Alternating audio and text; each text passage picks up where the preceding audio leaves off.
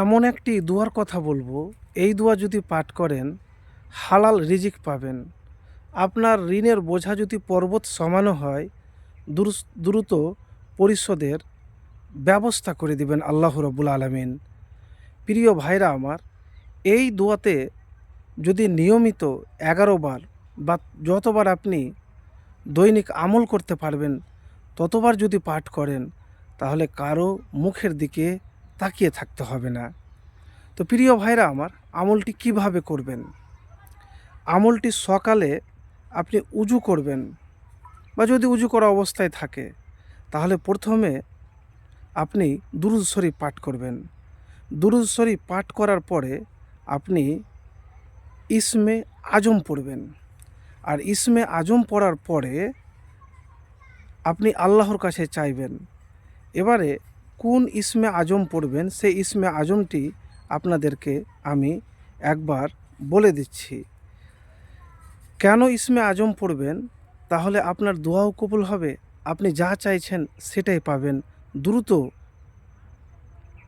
আপনার যে অভাব দারিদ্রতা, যে জিনিস চাইছেন সেই জিনিস পাবেন। আল্লাহুম্মা ইন্নি আসআলুকা বিআন্নি আশহাদু আন্নাকা আনতাল্লাহু লা ইলাহা ইল্লা আনতাল আহাদুস সামাদুল্লাযী লাম ইয়ালিদ ওয়া লাম ইউলাদ ওয়া লাম ইয়াকুল লাহু কুফুওয়ান আহাদ। বুরাইদা রাদিয়াল্লাহু তাআলা বলেন যে রাসূলুল্লাহ সাল্লাল্লাহু আলাইহি সাল্লাম দেখেন যে এক ব্যক্তি নামাজরত অবস্থায় দুয়ায় ওপরের কথাগুলি বলছে। তখন তিনি বলেন, যার হাতে আমার জীবন তার শপথ, নিশ্চয় এ ব্যক্তি আল্লাহর কাছে তার ইসমে আজম ধরে প্রার্থনা করেছে, দোয়া করে। যে নাম ধরে ডাকলে তিনি সাড়া দেন, আর যে নাম ধরে চাইলে তিনি প্রদান করেন। তিরমিজি শরীফ 3475। তো এই ইসমে আজম পড়বেন, তারপরে একটি দোয়া পড়বেন। এই দোয়া হয়তো আপনি শুনেছেন, কিন্তু দোয়ার যে কত ফজিলত আপনাকে একবার বলি। একবার চতুর্থ খলিফা আলী রাদিয়াল্লাহু তাআলা কাছে এক ব্যক্তি ঋণ পরিশোধের জন্য কিছু সাহায্য চায়। এ সময় আলী রাদিয়াল্লাহু তাআলা তাকে বললেন যে, আমি কি তোমাকে কয়েকটি শব্দ শিক্ষা দিব যা আমাকে রাসূলুল্লাহ সাল্লাল্লাহু আলাইহি সাল্লাম দিয়েছেন? যদি তুমি এটা পাঠ করো তাহলে আল্লাহই তোমার ঋণ মুক্তির ব্যাপারে দায়িত্ব নেবেন, যদি তোমার ঋণ পর্বত সমানও হয়।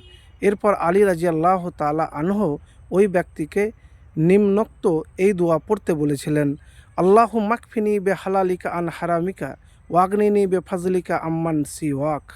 এর অর্থ হলো, হে আল্লাহ, হারামের পরিবর্তে তোমার হালাল রুজি আমার জন্য যথেষ্ট করো, আর তোমাকে ছাড়া আমাকে কারো মুখাপেক্ষী করো না, এবং সেই অনুগ্রহ দ্বারা আমাকে সচ্ছলতা দান করো। তো প্রিয় ভাই আমার, তো প্রথমে আপনি দুরূদ শরীফ পাঠ করবেন, ইসমে আজম পড়বেন।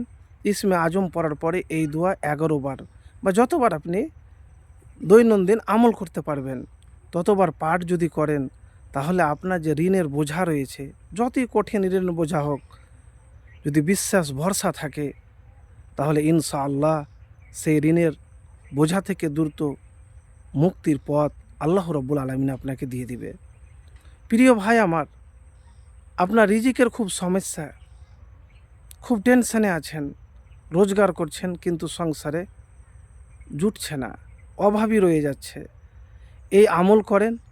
আমল করার আগে দুইটি জিনিস মাথায় রাখবেন, আপনাকে মুত্তাকি তাকওয়াওয়ালা হতে হবে, সমস্ত পাপাচার থেকে দূরে থাকতে হবে।